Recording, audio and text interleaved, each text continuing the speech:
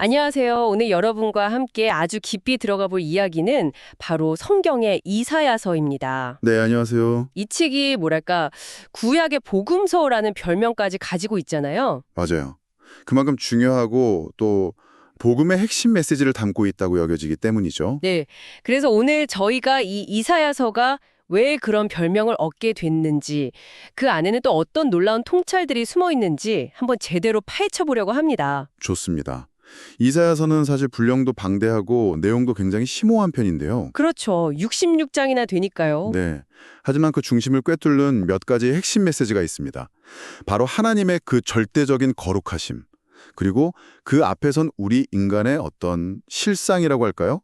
죄의 문제죠. 아, 하나님의 거룩함과 인간의 죄. 그렇죠. 그리고 그럼에도 불구하고 하나님께서 베푸시는 그 놀라운 구원의 약속, 또 회복의 희망, 이런 것들이 아주 강력하게 담겨 있어요. 이게 단순히 뭐 수천 년 전의 옛날 이야기가 아니라 오늘을 살아가는 우리에게도 굉장히 깊은 울림을 주는 내용들입니다. 말씀하신 대로 66장이라는 그 구성 자체가 참 신기한 것 같아요. 성경 전체의 권수가 66권인데 이것도 66장이라니. 이게 그냥 우연일까요? 아니면 어떤 의미가 있는 걸까요? 많은 사람들이 이걸 단순한 우연으로 보지는 않는 것 같아요. 의미 있는 연결고리로 보는 시각이 많습니다. 정말요? 네, 특히 내용 구조를 보면 더 그런데요. 이사야서는 크게 두 부분으로 나눌 수 있거든요. 1장부터 39장까지가 전반부, 그리고 40장부터 66장까지가 후반부, 이렇게요. 네네. 전반부와 후반부. 근데 이 1장에서 39장까지 전반부는요, 마치 구약 성경 전체의 분위기하고 좀 비슷해요.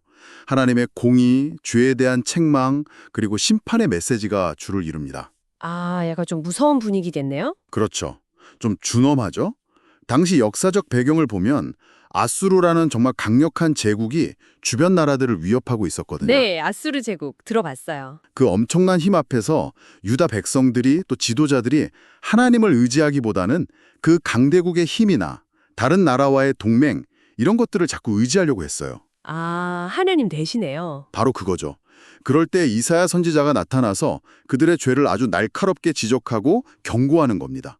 특히 이스라엘의 거룩하신 이, 즉 하나님을 너희가 버렸다, 무시했다 이런 질책이 계속해서 반복돼요. 그게 전반부의 핵심 내용 중 하나입니다. 그렇군요. 하나님의 거룩하심을 버리고 다른 것을 의지한 죄에 대한 경고와 심판. 이게 전반부의 주된 내용이라면 후반부는 분위기가 확 달라지겠네요. 정확합니다. 40장 딱 들어서면서부터 분위기가 완전히 바뀌어요. 마치 신약 성경이 우리에게 주는 느낌처럼 위로와 구원, 또 새로운 시작에 대한 어떤 희망의 메시지가 막 울려 퍼지기 시작합니다. 와, 40장부터는 희망의 메시지. 네, 배경은 여전히 어려워요.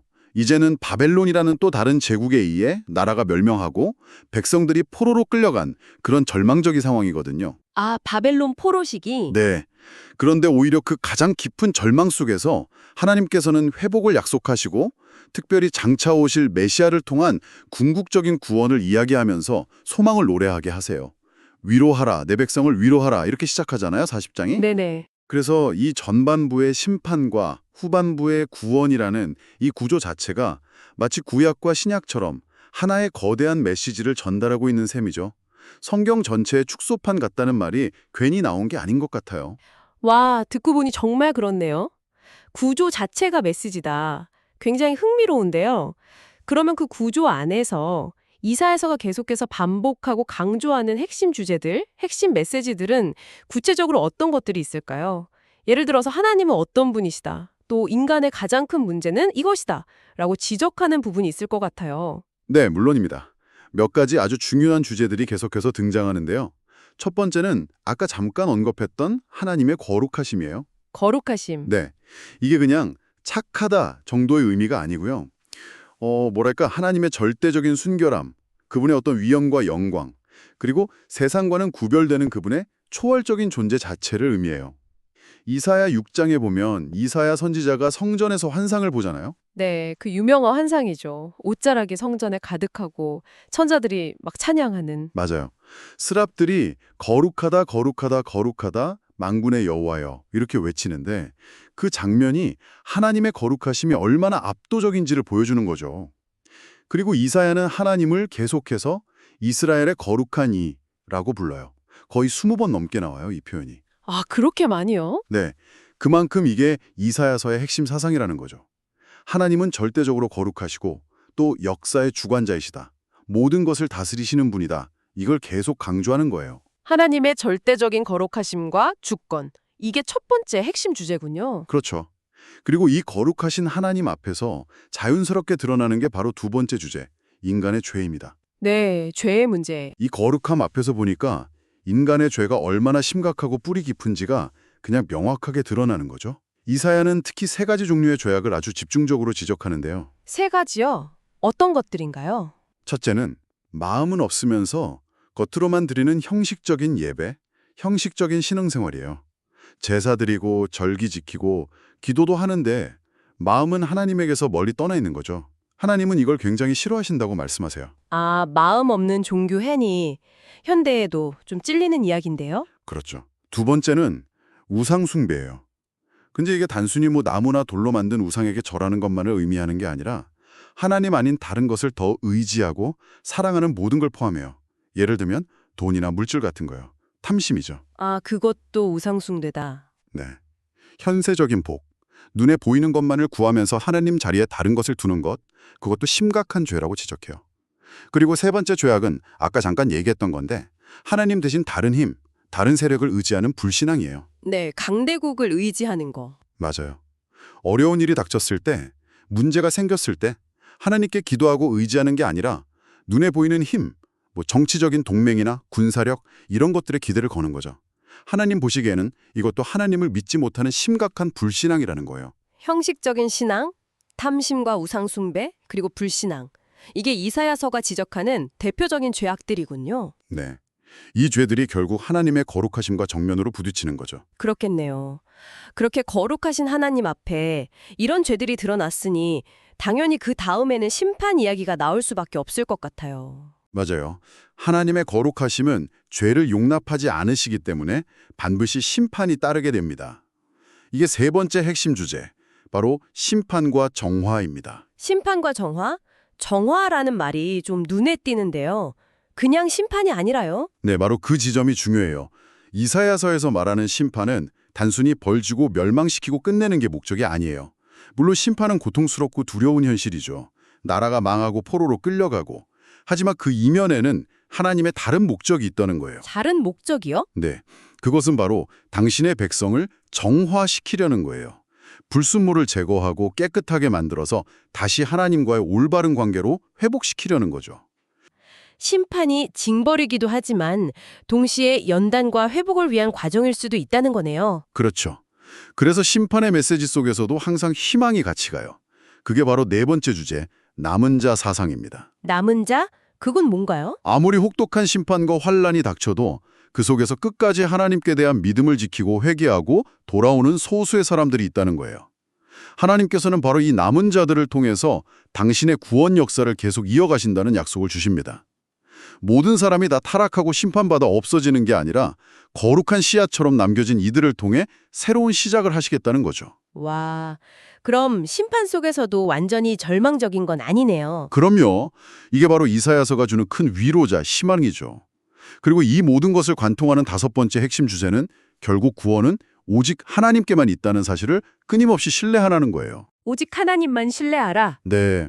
인간의 힘이나 지혜, 세상의 권력, 그 어떤 것도 우리를 궁극적으로 구원할 수 없다는 거죠. 구원은 전적으로 하나님의 주권적인 은혜와 능력에 달려 있다는 것을 계속해서 강조합니다. 아수르든 바벨론이든 그 어떤 강대국도 하나님의 손안에 있다는 것을 기억하라는 메시지예요. 정말 중요한 메시지네요. 하나님의 거룩하심, 인간의 죄, 심판과 정화, 남은 자, 그리고 오직 하나님만 신뢰함. 이게 이사야서의 핵심 주제들이군요. 네, 그렇다고 볼 수 있습니다. 이 주제들이 서로 얽히면서 이사야서 전체의 이야기를 이끌어가죠. 자, 그럼 이제 이사야서의 별명, 구약의 복음서라는 이름에 걸맞게 역시 메시아에 대한 예언을 빼놓을 수가 없을 것 같습니다. 맞습니다. 사실 이사야서가 구약의 복음서라고 불리는 가장 큰 이유 중 하나가 바로 이 메시아 예언 때문이죠. 아주 중요하고 또 놀라운 예언들이 많이 들어있어요. 어떤 예언들이 있나요? 아까 7장의 임마누엘 예언도 잠깐 언급하셨고 또 53장의 고난받는 종 이야기는 정말 너무 유명하잖아요. 네, 그렇죠. 먼저 7장 14절에 나오는 보라 처녀가 잉태하여 아들을 낳을 것이요 그의 이름을 임마누엘이라 하리라는 예언. 이게 아주 대표적이죠. 네, 임마누엘. 하나님이 우리와 함께 계시다는 뜻이죠. 맞아요. 이 예언은 1차적으로는 당시 아하스 왕 시대의 어떤 역사적인 상황과 관련이 있을 수 있지만 기독교에서는 전통적으로 이 예언이 예수 그리스도의 동정녀 탄생과 그분의 신성, 즉 하나님께서 인간의 몸을 입고 우리와 함께 하시기 위해 오셨다는 성육신 사건을 가리키는 것으로 해석해 왔습니다. 신약 성경 마태복음에서도 이 구절을 직접 인용하고 있고요. 아, 동정녀 탄생과 성육신에 대한 예언으로 보는 거군요. 네. 그리고 또 다른 아주 중요한 메시아 예언은 이사야 9장에 나오죠. 이는 한 아기가 우리에게 낳고 한 아들을 우리에게 주신 바 되었는데 그의 어깨에는 정사를 메었고 그의 이름은 기묘자라, 모사라, 전능하신 하나님이라, 영존하시는 아버지라, 평강의 왕이라 할 것임이라. 와, 이 구절도 정말 유명하죠. 크리스마스 때 많이 듣는 구절 같아요. 맞아요. 여기서 메시아의 이름들이 쭉 나열되는데 그의 통치와 신적인 속성, 영원성, 그리고 그가 가져올 평화에 대해서 이야기합니다. 평강의 왕, 이것도 메시아의 중요한 모습이죠. 또 11장에서는 이새의 줄기에서 한 싹이 나며 그의 뿌리에서 한 가지가 나서 결실할 것이라고 예언하는데 여기서 이새의 줄기는 다윗 왕의 가문을 의미하거든요. 그래서 메시아가 다윗의 후손으로 오실 것을 예언하는 거죠. 그리고 그에게 여호와의 영, 즉 지혜와 총명, 모략과 재능, 지식과 여호와를 경외하는 영이 임할 것이라고 말합니다. 다윗의 후손으로 오셔서 성령으로 충만하신 왕, 이것도 메시아의 모습이군요. 그렇죠. 이런 메시아의 영광스러운 모습, 왕으로서의 모습도 예언되어 있지만 이사야서의 메시아 예언 중에서 가장 독특하고 또 충격적인 부분은 역시 말씀하신 53장의 고난받는 종의 노래입니다. 네, 53장 저도 읽어봤는데 정말 뭐랄까 마음이 아프면서도 놀라운 내용이었어요. 그렇죠. 53장은 정말 놀라울 정도로 구체적으로 메시아가 겪게 될 고난과 죽음, 그리고 그 죽음의 의미에 대해서 예언하고 있어요. 그가 사람들에게 멸시받고 버림받고 질고백 많이 겪고 마치 사람들에게 외면당하는 모습처럼요. 그리고 그가 고난받는 이유가 자기 죄 때문이 아니라 바로 우리의 허물과 우리의 죄악 때문이라고 명확하게 밝힙니다. 5절 말씀이 정말 핵심이죠. 그가 찔림은 우리의 허물 때문이요. 그가 상함은 우리의 죄악 때문이라. 그가 징계를 받음으로 우리는 평화를 누리고 그가 채찍에 맞음으로 우리는 나음을 받았도다. 정말 대속적인 고난을 명확하게 보여주는 것 같아요. 맞습니다. 대속, 즉 바른 사람의 죄값을 대신 치르기 위해 고난받고 죽는다는 사상이죠. 이게 고대 세계에서는 굉장히 이해하기 어려운 개념이었을 거예요. 특히 메시아, 구원자라고 하면 보통 강력한 힘을 가진 왕이나 영웅을 떠올렸을 텐데 이렇게 고난받고 죽는 메시아라니 굉장히 파격적인 예언인 거죠. 그렇죠. 힘없는 모습, 고난받는 모습이 오히려 구원의 길이라니. 네. 6절에서는 우리는 다 양 같아서 그릇 행하여 각기 제 길로 갔거늘 여호와께서는 우리 모두의 죄악을 그에게 담당시키셨다라고 말해요. 우리의 죄를 그 종에게 다 넘기셨다는 거예요. 와, 그리고 7절에서는 그가 곤욕을 당하여 괴로울 때에도 입을 열지 않고 마치 도수장으로 끌려가는 어린 양처럼 잠잠했다고 묘사합니다. 억울한 고난 속에서도 저항하지 않고 묵묵히 그 길을 걸어갔다는 거죠. 어린 양의 이미지가 정말 강렬하네요. 네. 그리고 결국 그는 죽임을 당하지만 그것이 끝이 아니라고 말해요. 그의 죽음이 많은 사람들을 의롭게 하고 그들의 죄를 담당하기 위한 하나님의 뜻이었다고 설명합니다. 그의 고난과 죽음을 통해 우리가 하나님과 화평을 누리고 치유받게 된다는 이 메시지. 이것이 바로 이사야 53장이 전하는 복음의 핵심이라고 할 수 있습니다. 듣기만 해도 정말 놀라운 예언입니다. 그런데 이 고난받는 종이 정확히 누구를 가리키는지에 대해서는 해석이 좀 다양하다고 들었어요. 이 점도 참 흥미로운 부분인데요. 네, 맞습니다. 이 해석의 다양성 자체가 이 53장의 깊이와 중요성을 역설적으로 보여주는 것 같아요. 오랜 세월 동안 수많은 사람들이 이 본문을 읽고 이 종이 과연 누구인가라는 질문을 던져왔다는 증거니까요. 네, 기독교에서는 당연히 예수님으로 보죠. 네, 기독교에서는 아주 명백하게 예수 그리스도께서 이 이사야 53장의 예언을 성취하셨다고 믿습니다. 신약 성경을 보면 사도행전 8장에서 빌립이 에티오피아 내시에게 바로 이 이사야 53장을 설명해 주면서 예수님을 전하는 장면이 나오고요. 복음서나 다른 서신서들에서도 예수님의 십자가 죽음과 부활을 이 고난받는 종의 예언과 연결시키는 구절들이 굉장히 많습니다. 예수님 자신이 자신의 고난과 죽음을 예고하실 때도 이 종의 모습을 염두에 두셨다고 보고요. 네, 예수님의 삶과 죽음, 특히 십자가 사건이 이사야 53장과 너무나 잘 맞아떨어진다고 보는 거군요. 그렇죠. 그의 대속적인 죽음, 죄 없으신 분이 우리 죄를 위해 고난받으신 것, 멸시와 거절을 당하신 것, 부활을 통해 많은 사람을 의롭게 하신 것 등등 기독교 신앙의 핵심이 이 이사야 53장에 이미 예언되어 있었다고 보는 겁니다. 그렇군요. 그럼 유대교에서는 이 고난받는 종을 어떻게 해석하나요? 유대교의 해석은 좀 더 복잡하고 다양합니다. 흥미로운 점은 고대 유대 랍비들 중에는 이 고난받는 종을 메시아에 대한 예언으로 해석했던 경우들이 분명히 있다는 거예요. 탈무드나 미드라시 같은 문헌들에 그런 해석들이 남아 있습니다. 심지어 중세의 유명한 랍비 라시 같은 경우도 초기에는 메시아적 해석을 따랐다가 나중에 입장을 바꿨다는 이야기도 있고요. 아, 고대에는 유대교 내에서도 메시아로 봤다는 거네요. 네, 그런 해석이 존재했었습니다. 하지만 시간이 흐르면서 특히 기독교와의 논쟁 등을 거치면서 현대 유대교에서는 주로 이 고난받는 종을 메시아 개인보다는 이스라엘 민족 전체가 겪는 고난으로 해석하는 경향이 아주 강해졌습니다. 아, 이스라엘 민족 전체요? 네, 이스라엘 백성들이 역사 속에서 수많은 핍박과 고난을 당했는데 그것이 마치 이방 민족들의 죄를 대신 짊어지는 것과 같은 의미가 있다는 식으로 해석하는 거죠. 또는 이사야 선지자 자신이나 모세, 예레미야 같은 다른 위대한 인물로 해석하기도 하고요. 그렇군요. 민족 전체나 다른 선지자로 보는 해석이 현대 유대교의 주된 입장이군요. 네, 물론 지금도 유대인들 중에는 이사야 53장을 읽고 혹시 예수가 메시아가 아닐까 하고 고민하거나 심지어 신앙을 갖게 되는 경우도 있다고는 합니다만 공식적인 주류 해석은 그렇다는 거죠. 기독교와 유대교의 해석이 이렇게 갈리는군요. 이렇게 해석이 다양하다는 것 자체가 이 이사야 53장이 얼마나 풍부하고 심오한 내용을 담고 있는지 그리고 얼마나 오랫동안 사람들에게 깊은 질문과 성찰을 던져왔는지를 보여주는 증거라고 생각합니다. 죄 없는 누군가가 다른 이들을 위해 고난받고 죽음으로써 구원이 온다는 이 메시지 자체는 정말 시대를 초월해서 강력한 울림을 주는 것 같습니다. 바로 그렇습니다. 오늘 이렇게 이사야서 전반을 쭉 훑어보면서 정말 많은 것을 배우고 생각하게 되는 것 같습니다. 하나님의 그 준엄하신 공의와 거룩하심, 그리고 동시에 죄인들을 향한 그 끝없는 사랑과 놀라운 구원의 계획을 함께 엿볼 수 있었네요. 네, 이사야서는 우리를 먼저 하나님의 그 압도적인 거룩함 앞에 세우는 것 같아요. 그래서 우리 자신의 죄와 부족함을 깨닫게 하죠.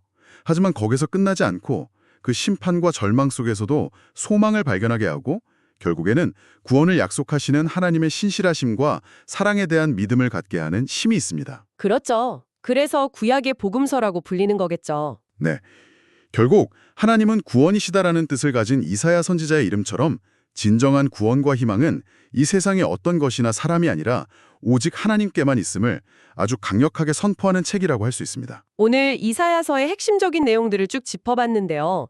듣고 계신 여러분은 어떠셨나요? 이 고대의 예언, 특히 자신의 백성을 위해 고난받는 그 메시아, 고난받는 종의 모습에서 당신은 무엇을 발견하시나요? 그 종이 과연 누구라고 생각하시는지요? 이 질문을 마음에 한번 품어보시고 이사야서가 오늘 당신의 삶에 던지는 개인적인 의미는 무엇일지 더 깊이 탐구해보시는 시간을 가져보시는 것은 어떨까요?